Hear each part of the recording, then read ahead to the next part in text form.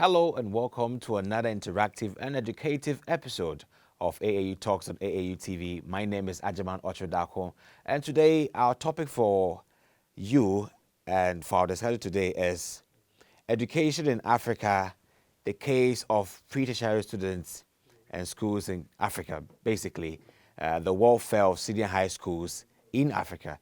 We believe that point in time is a deciding moment where students will either rise to universities or other technical universities to gain more skills for the workforce. And if things are not done so well over there, how would that affect their future and their excellence in life? So today we have on this interview Madam Adwoa Sey. She is the project manager for Learning Support Solutions in Ghana. And we'll be having a discussion with her on her point of view, her perspective towards education in Africa, the case of pre-tertiary students in Africa. So if you can hear me, Madam Adwoa Sey, you're welcome to AAU Talks. Thank you very much.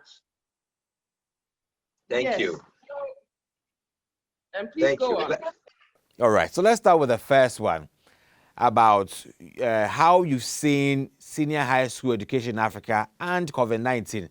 We know it's been a big issue where students were asked to go home for a very long time and learning was a bit dormant. From your point of view, what did you observe the gap between these times with COVID-19 and then senior high schools in Africa? Well, I can only speak from the point of view of the NGO that I run. Right. And I work with primary schools and junior high schools. Okay. So of course I see the senior high school students when they have left what we do they have left the junior high school, and basically what we do is we try and train them as much as possible in learning how to use ICT for what they do. Sure. So we call it interactive teaching and learning with ICT.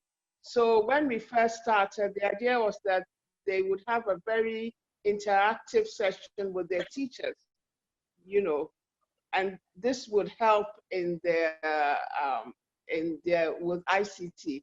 So we think it's very important for the child's own development. The child is able sometimes to, when I say child, I mean student, sorry.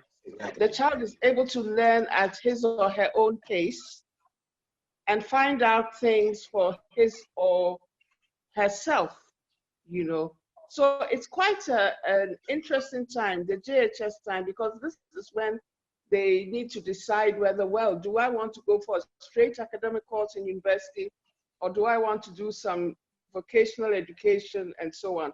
So it's quite it's a very interesting time. Okay. Considering your NGO Learning Support Solutions and the role you play there, can you give us the background? What is Learning Support Solutions and how did it come about? Well, I used to work for ISA, Institute of Statistical Social Economic Research. I also worked in the Council for Scientific and Industrial Research and an organization called the Technology Transfer Center. So there we worked with industry more, and we could see how the lack of knowledge of technology,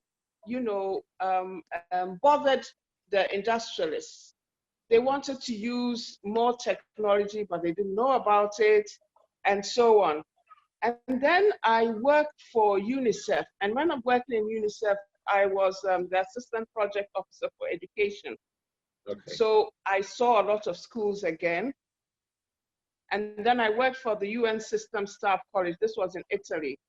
And there we saw, it was more UN staff trying to learn how to train other UN staff on some of Kofi Annan's new thoughts about training in the UN.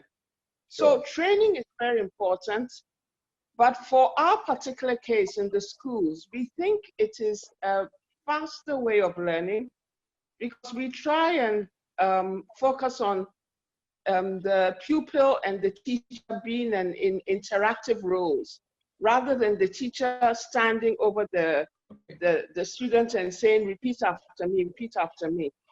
So by the time they get to SHS, as you were saying, yes, it's a good time for them to know basically what they want to do, whether they want to go into science, whether they want to go into arts, and whether they want to go into university, because there are lots of vocational institutes which are very, very well run now.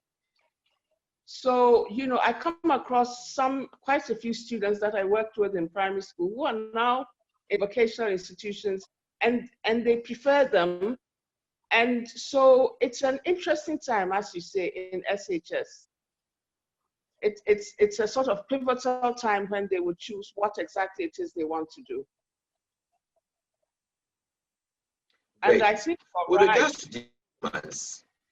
I beg your pardon. Yes, I was pointing the issue of performance of these students in the senior high schools.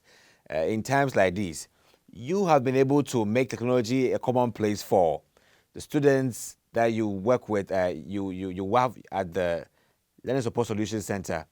But we're looking at how technology and the use of computer laptops are that common in our senior high schools, unlike the universities that we have every student for a laptop for your assignments and then online calls in these times.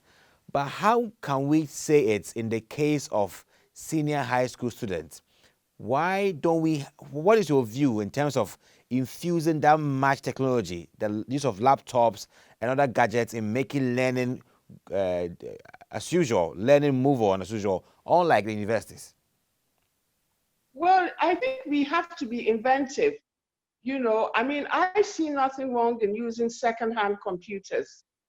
And currently, the junior high schools we work with, 2 of the 3 junior high schools we work with, we have desktops.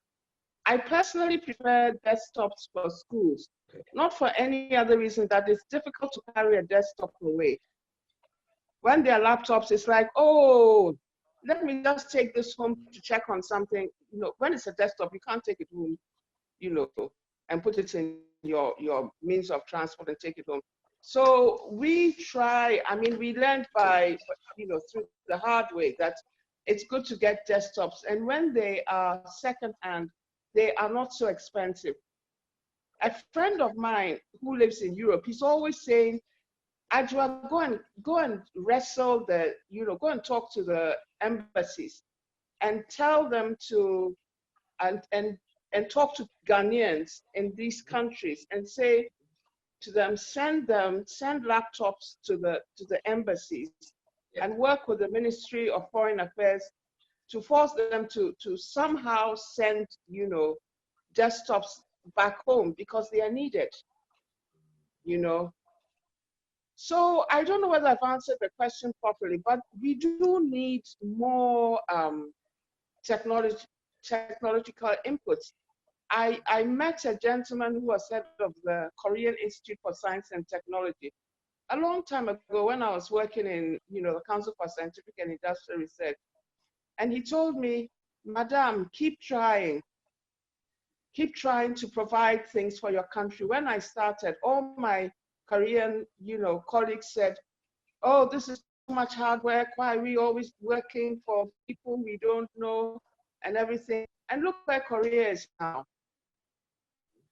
So to answer your question, but I'm not sure whether I've answered it properly, it does help if you have hardware that is made available to students. And SHS is a pivotal time for them to decide what it is they want to do. Excellent.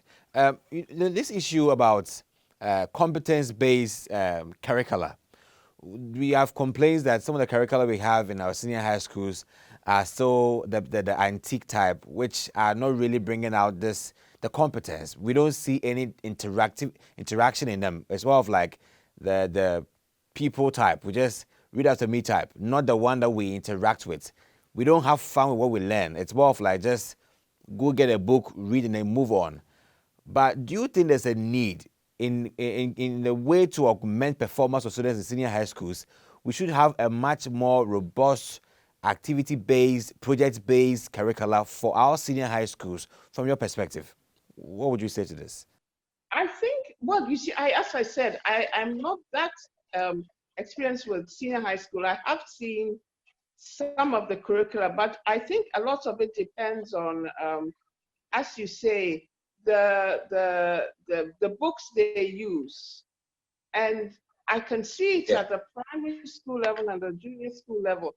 Sometimes it's a bit academic, and sometimes it's the English is kind of stiff, so that by the time you begin to understand the English that is spoken, the the chance to get the young person's attention is lost. But that's all to do with curriculum review and so on, and it is taking place. It is a continuous process. It's always taking place. Sure. So the Ministry of Education does work quite hard on reviewing curricula and seeing if it has been useful for the students. When I say students, I mean even class ones, pupils. Yeah. The students, So it is, I don't work with SHS, as I think I've said too often, but Sure. It is a review that comes up regularly with the Ministry of Education. But I suppose it's especially crucial at this point because after SHS, they need to decide what it is they want to do, whether they want to go to university or whether they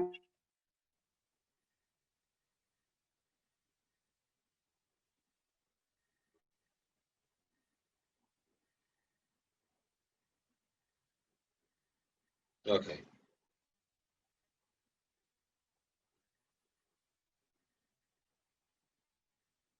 because he was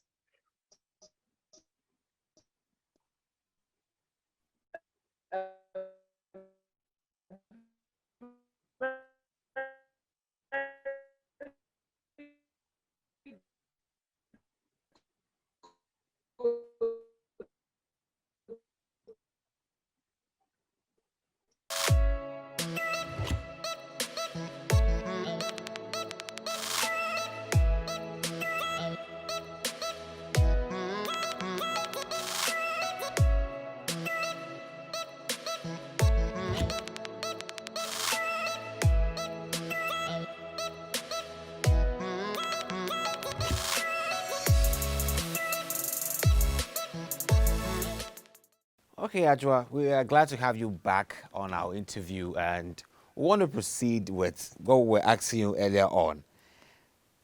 So, tell us about learning support solutions. The impact you are making on the students over there compared to senior high schools. How can we scale up what you're doing to that level? For the case study at Learning Support Solutions, what are some of the curricula, the strategies you are using to build these young minds, and how can that be scaled on to senior high school students in Africa, from your perspective? One thing which I am not supposed to be speaking about, but I don't think it happens at the SHS level, is corporal punishments. I think it is totally unnecessary. I think it turns primary school students and JHS students away from school. Okay. But even at the SHS level, you come across some teachers who also say, this child, or this young man misbehaved and he has to be caned. Now, there are two schools of thought. One school of thought is that by the very fact of our Constitution and what our Constitution shows, no child should be caned. Sure. And then there's another school of thought which says, oh, but technically it's legal and maybe it should be done only by the headmaster, but some students need to be caned. I don't think we should have a climate of fear in our senior secondary schools. Yeah. Yes. And there should be a climate of people engaging to work together.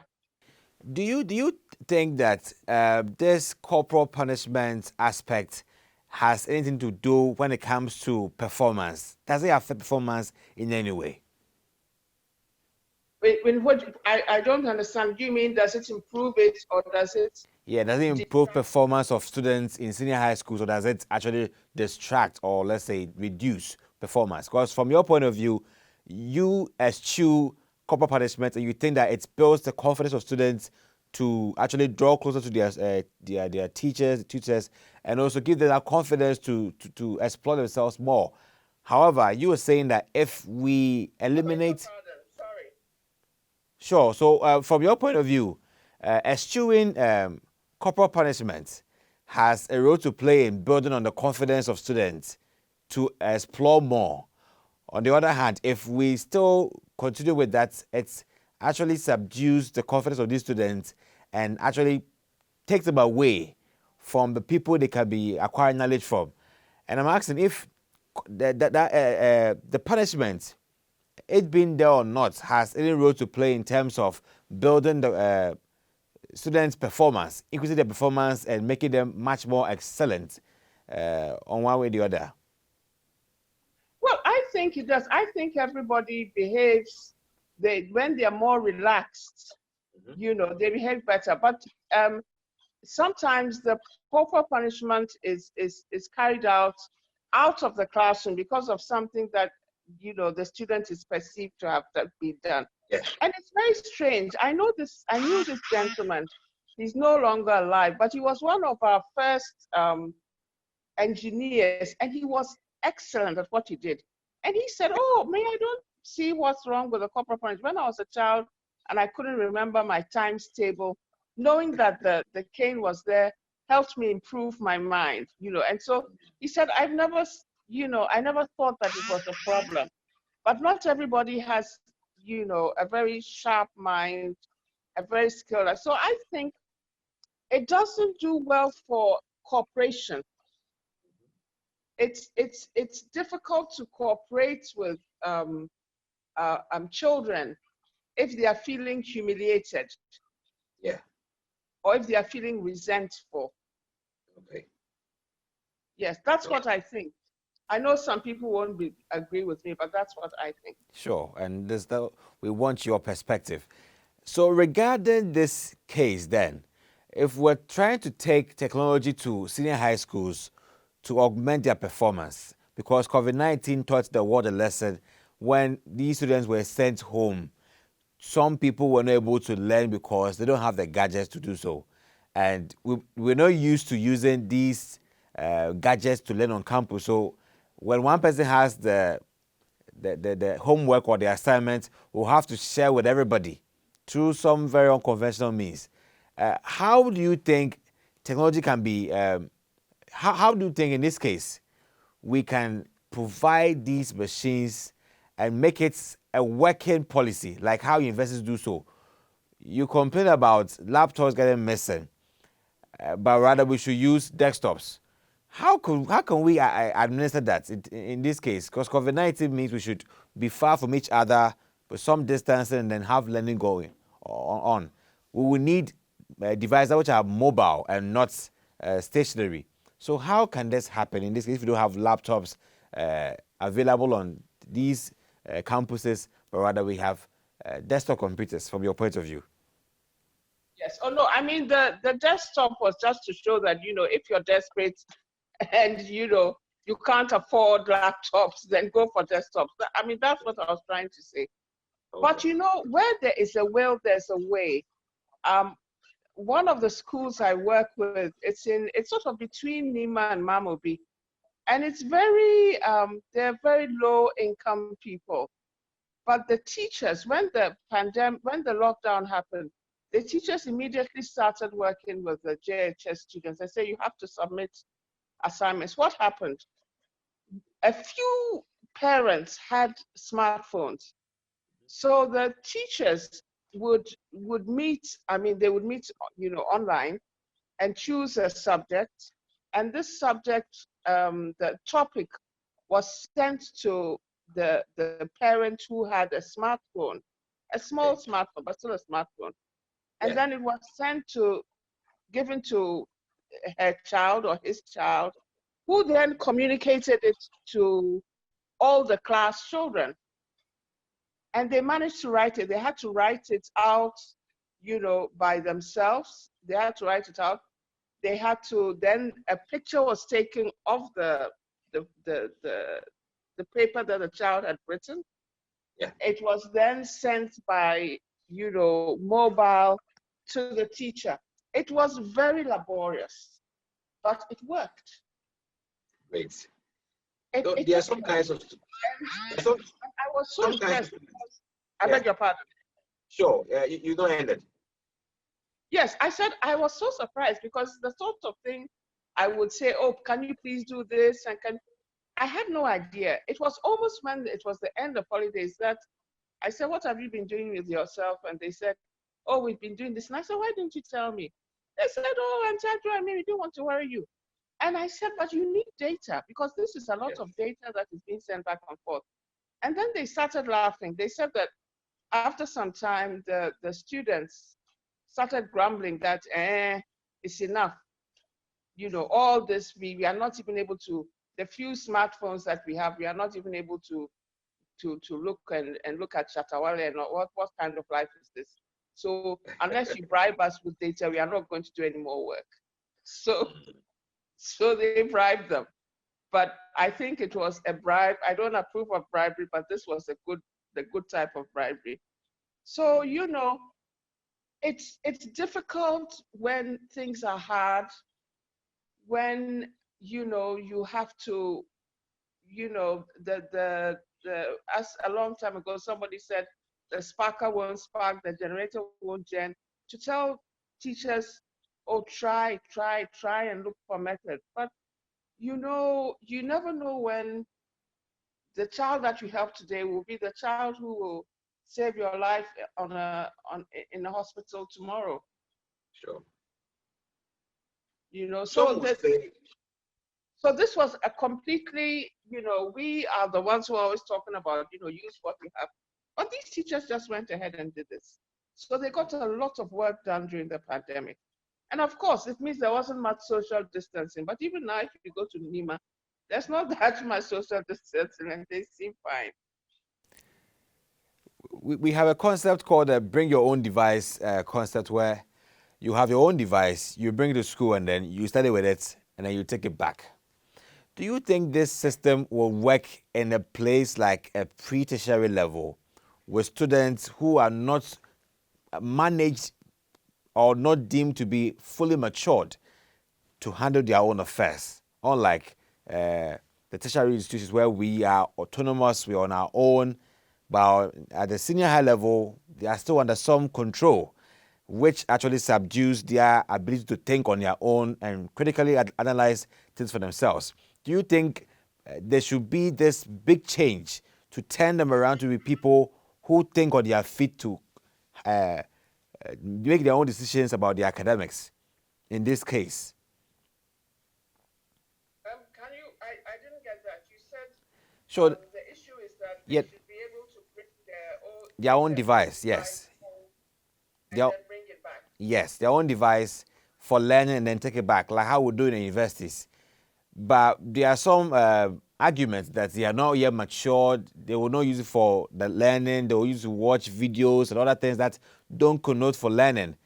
How can we debunk this kind of perceptions that they are not mature to make their own decisions when it comes to academia? And so we still go back to traditional ways of learning for them, whilst we could use the bring your own device method. What is your point of view to this? I mean, personally, I think discussion is always very useful, It's always extremely useful, and you would be surprised at what young people can make up their mind to do. But in this case, it would involve, speaking with their guardians. But Sure. that's why we have staff meetings. I don't think it would be such a bad idea. The problem is whether the child themselves will have time to do homework. What level would this be? What year? Well, it can start at the first year. All they need, I think, all they need is the right orientation and the data provision. That's all they need, and security for their devices. No, Class 1, or are you talking about SHS? yes, senior high school level 1. Oh, yes, I think they would. I think they're mature enough, but it's always useful to bring in guardians and parents. I'm a great believer in, proper meetings with the staff and with guardians to say, this is what we are doing now. It is an experiment. We count on you to make sure that, or to ensure that, this is being used for the right things, and that the child will bring it back. I don't like using the word child, but I just trying to distinguish between the carer and the students. Exactly. Discussions are always very, very useful. If you just make a law and say this should happen, I mean, it sounds good, but when you back it with discussions, when you back it with notes which are written down, I think it's useful. True. I would say it would be useful. That is great. The problem with some children is that they don't have time, especially if they come from very poor communities, in urban areas, poor communities, where they are supposed to sell things. And, so it's an issue of time. But all these things are things which can be put on the table for discussion. Things can be discussed. For instance, in rural areas, sometimes communities have problems because they have to do planting, or they have to do harvesting at a particular time. And the teacher will say, no, this is the time you should be in school. But in the Ghana Education Service, it is quite acceptable for a community to say, this is not the right time for us to let all our children go, and nobody's going to be helping us to harvest. So we want to postpone it. Discussion is very, very useful when it comes to education. Sure. Yes. Thank you very much. A similar, issue. Exactly. I want us to wrap up based on the experience you have at Learning Support Solutions. You have quite a great method of learning with your children, and the way they learn very faster with technology that you have introduced it there. If you were to suggest something new that could encircle the entire senior high sector, let's say in the whole of Africa, that what should be the new kind of learning in Africa when it comes to the pre-tertiary level? What would you want us, government, policymakers, to start preparing to institute into the learning curricula or learning mode when it comes to pre-tertiary level to boost performance? Because right from there, they are going to universities. What do they need in terms of your perspectives? What should we institute into these levels for them to be very, very functional when it comes to the tertiary levels and also for the job field? If you were to advise. I would promote discussion at the classroom level. Okay. Instead of what we call, chalk and talk, where you take a chalk and you write on the blackboard and the child has to repeat. We sometimes ask students, what makes it difficult for you to come to school? And well, the number one thing that they said was caning. We asked 2 separate schools. They just said, sometimes you get up in the morning and you say, I'm not going to school, because something will happen, the teacher will be abandoned with the question. But another thing that they liked was they didn't like being bored. And when you have to copy something down from the blackboard and then take it before you take it home, and then no, it's good to have discussions. You know, in some schools, what they do is instead of individual desks, they have desks as in, you know, you see in class 1, where they work together and they discuss together. Yeah. I think, and it's the same in university. I think sometimes you just assume that, oh, class 3, 4, wait for, you know, if you let them, they'll just talk and talk and talk and talk. They won't discuss. But I think teaching the child, or, you know, exposing the child to a situation where they actually discuss with somebody else next to them, and then somebody reports on their behalf, is also very useful. When we do brainstorming, we call it brainstorming. Sure. We have a situation where there are certain rules, and one rule is that nobody gets laughed at. Yeah. You don't know, there's no laughter at all. Whatever anybody says, nobody gets laughed at. You don't even raise your hand. You just shout. If the teacher has a problem, you shout it out. The teacher writes it down. It's discussed by everybody. And this was done in a class 4. And when the teacher came back to report, he said it was amazing. I mean, everybody contributed. Usually there's some children who never contribute. Sure. But whether it was you knowing that everybody contributed, there was laughter. And she said that, and we finished the lesson much faster than we usually do. We finished it really less faster than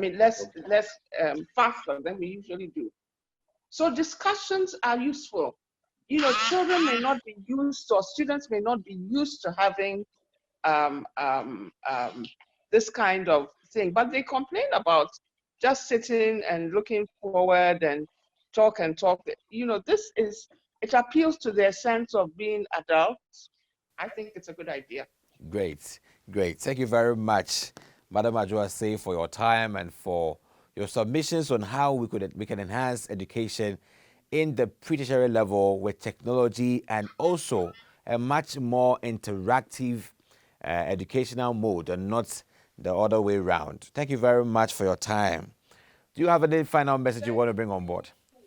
All right. And sorry about light. Exactly. Yeah, we are glad you made it back to the show. Okay. Sure. Thank you. Thank you. So thank you very much for watching the show on AAU Talks and we had Madam Adwoa Sey. She is the project manager for the Learning Support Solutions Center in Ghana, a great institution that is really roping in technology to help promote education and enhance technical education when it comes to technology learning and all that. And it's good having her on the show to discuss how we can also rope in technology and other educational methods to help build our pre-tertiary levels in Africa and also Ghana as well. Thank you very much for watching. You're bringing your comments and also how you can also contribute to the discussion, how we could also use technology to improve education in Africa with regards to the pre-tertiary levels in Africa. My name is Agyemang Okyere Darko and I was your host on AAU Talks. Tune in for more programs on AAU Talks on AAU TV. Have a nice day and bye.